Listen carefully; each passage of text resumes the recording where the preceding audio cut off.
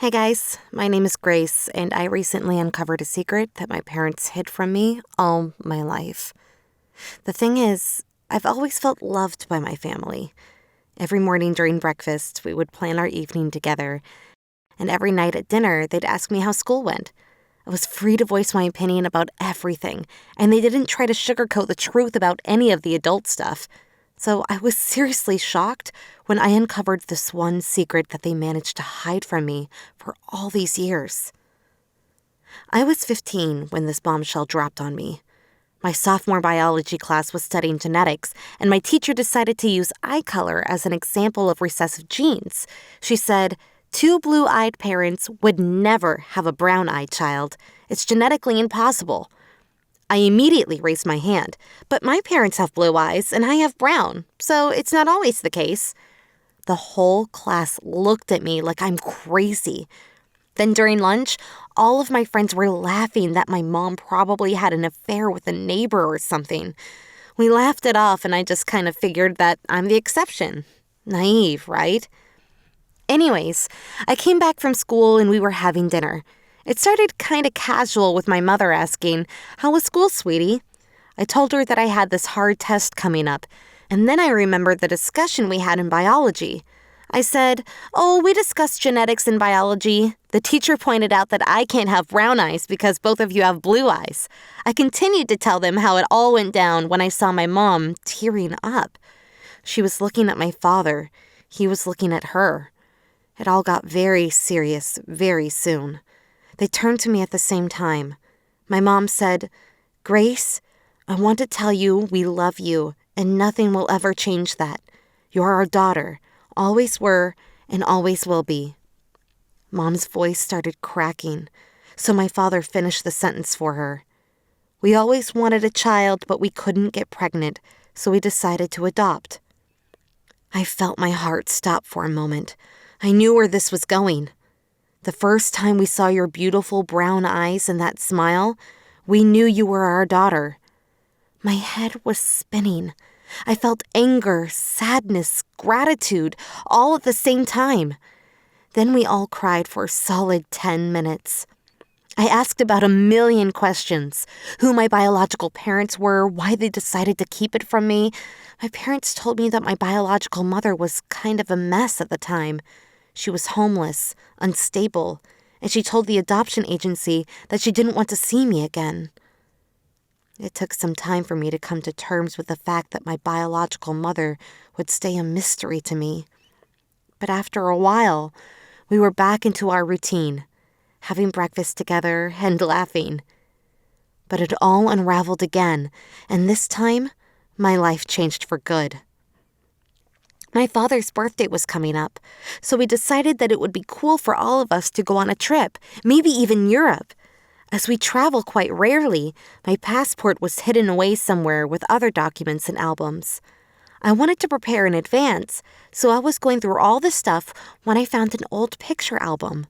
It had an old envelope sticking out. I was curious, so I decided to look at what's inside. It was addressed to my little girl, and it seemed to be written a long time ago. I started reading it, and after a couple sentences, I understood. This is about me. This is addressed to me, and it's written by my biological mother. Turns out, she wanted to see me and have a relationship with me. I knew I shouldn't have made any rash decisions, but at the moment, I hated my parents for hiding it. It was Friday. They were at work, and they wouldn't be home for a couple of hours. I checked the address on the letter, packed my bag, and hopped on the bus that took me all the way to another part of the city. And here I was, standing in front of her house with her letter in my hand. I felt my hand trembling, but I tried to keep myself together. I walked to the door and rang the bell, my heart pounding. Doors opened and I braced myself. This is it. I will meet the woman who gave birth to me. We will have dinner and talk. She'll probably be surprised yet really happy to see me. But it wasn't her. Some strange man opened the door, asking, "What do you want?" This was not at all how I imagined meeting my mom would be like. I showed him the letter, trying to explain that I was searching for my mom. So, turns out, my bio mom did live here, and this man was her ex-husband, and he was not at all happy to see me. I just said, sorry, and walked away. I was crushed. I cried all the way home. When I came back, my parents were sitting in the living room, worried. I told them everything, and we had a heart-to-heart talk. They told me that they were trying to protect me, but if I really wanted, they'd help me find her. Still, I spent the next day in bed, heartbroken by all of this. A year ago, I was a happy person, but now, after learning all of it, I felt like I lost a parent that I didn't know I had. But then, Sunday evening came, and it was full of surprises. I was packing my bags for our trip when our doorbell rang.